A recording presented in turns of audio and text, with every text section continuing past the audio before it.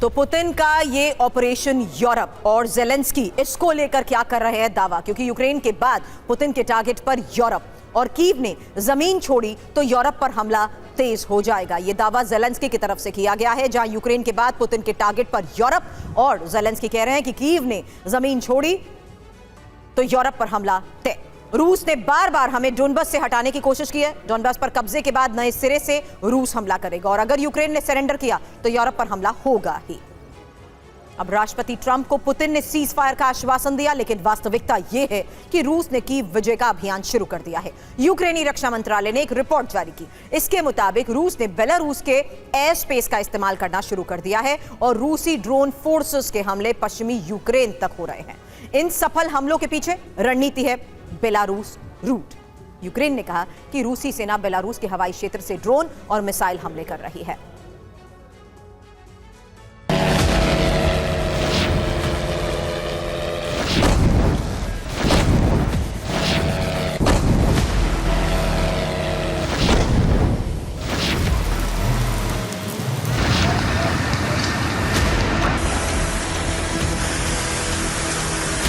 रूस के राष्ट्रपति जिस वक्त अपने नो लिमिट पार्टनर देश चीन की राजधानी में थे, उसी वक्त रूसी फौज ने कीव विजय का ऑपरेशन शुरू कर दिया।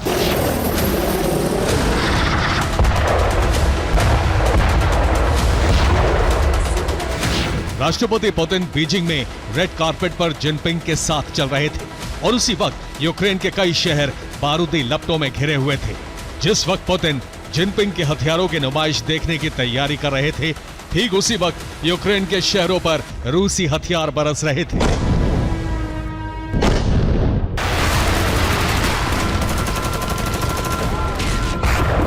दो 3 सितंबर को रूसी ड्रोन और मिसाइल फोर्सेस ने यूक्रेन पर ताबड़तोड़ हमले किए।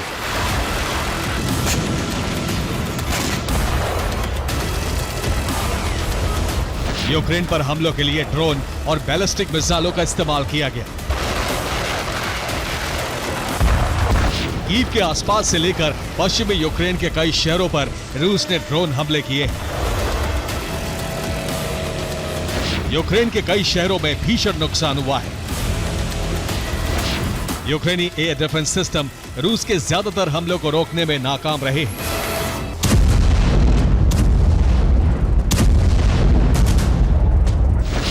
रिपोर्ट है कि यूक्रेन पर हमलों के लिए रूसी फौज ने बेलारूस के एयर स्पेस का इस्तेमाल किया है।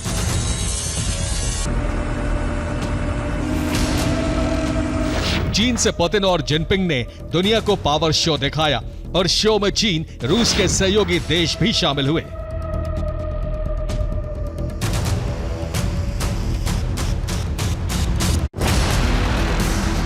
जिन हमलों के बारे में यूक्रेन दावा कर रहा है, वो उस वक्त किए गए जब रूस के सदाबहार सहयोगी देश बेलारूस के राष्ट्रपति भी चीन में थे।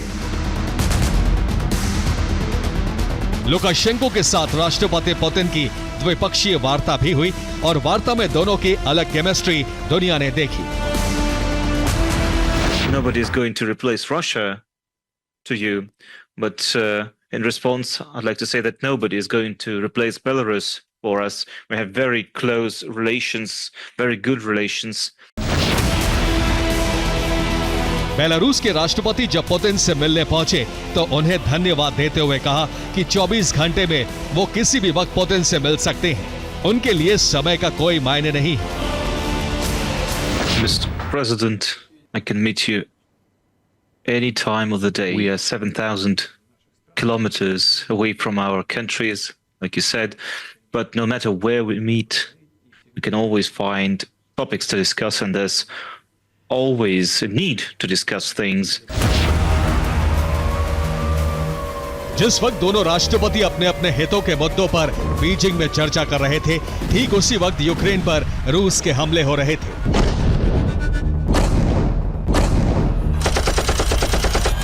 जिनके बारे में यूक्रेनी रक्षा मंत्रालय ने रिपोर्ट जारी की है। रिपोर्ट के मुताबिक रूस ने राजधानी और पश्चिमी यूक्रेन पर हमलों के लिए नया रूट तैयार किया है। रूस के ड्रोन और मिसाइल बेलारूस के एयर स्पेस से यूक्रेन पहुंच रहे हैं।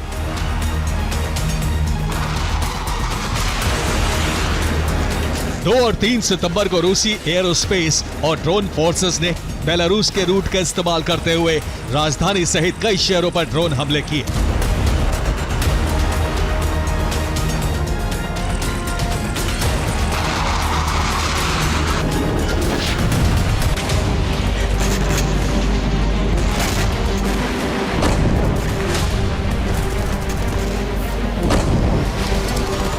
रूस ने 2-3 सितंबर को पश्चिमी यूक्रेन तक ताबड़तोड़ हमले किए।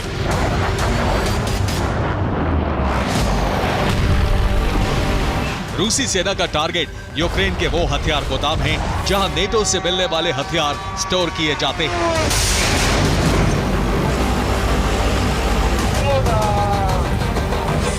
पश्चिमी यूक्रेन के शहर पोलैंड की सीमा से सटे हुए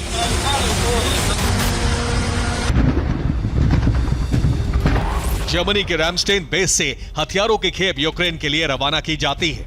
इन्हें रेल या रोड के जरिए यूक्रेन भेजा जाता है। जर्मनी से हथियारों के ट्रक पोलैंड की जमीन पर पहुंचते हैं। पोलैंड सेना की मदद से इन्हें यूक्रेन ट्रांसपोर्ट किया जाता है। पश्चिमी यूक्रेन के शहरों में कई बड़े हथियार गोदाम बनाए गए हैं और फ्रंट लाइन से बहुत दूर हैं, इसीलिए इन्हें सुरक्षित माना गया है।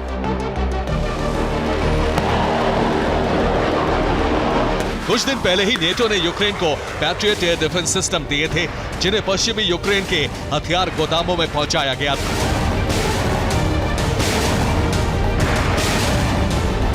इसीलिए रूस ने पश्चिमी यूक्रेन के कई शहरों पर हमले किए। इन हमलों का टारगेट यूक्रेन के हथियार गोदामों को ध्वस्त करना था। लेकिन रूस के इन मिसाइल हमलों से नेटो देश पोलैंड भी अलर्ट पर है, क्योंकि रूसी मिसाइलें पोलैंड की सीमा के करीब गिर रही हैं।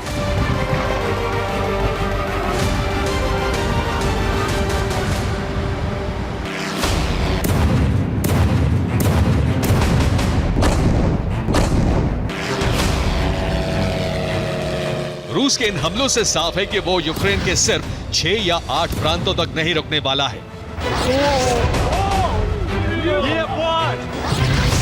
उसका टारगेट कीव पर कंट्रोल जमाना है और इसी इरादे से हमले किए जा रहे हैं।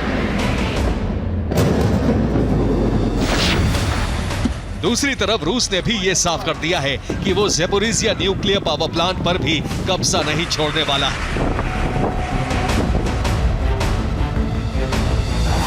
रूस ने कहा है कि वो हमले तभी रोकेगा जब लुहांस्क, डोनेट्स्क, ज़ैपोरिज़िया और खेरसोन का रूस में विलय होगा।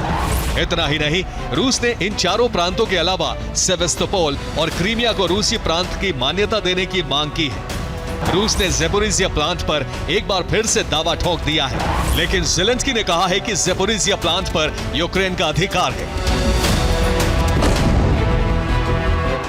रूस की शर्तों को ठुकराने का मतलब है कि युद्ध नहीं रुकेगा। इसीलिए रूस ने कीव पर कब्जे का अभियान तेज कर दिया है। Bureau report, TV9, Bharatvarsh.